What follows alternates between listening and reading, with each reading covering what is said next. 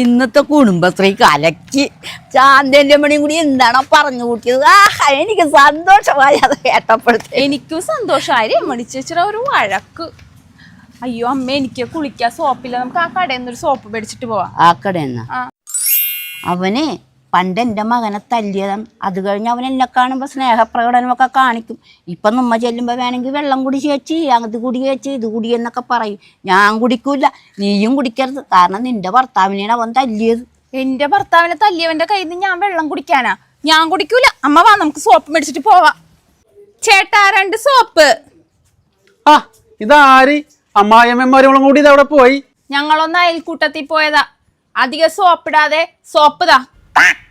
സോപ്പൊക്കെ തരാം, ധൃതി പിടിക്കല്ലേ. എന്നാ 1 കുപ്പി വെള്ളം കുടി. എനിക്ക് വേണ്ട.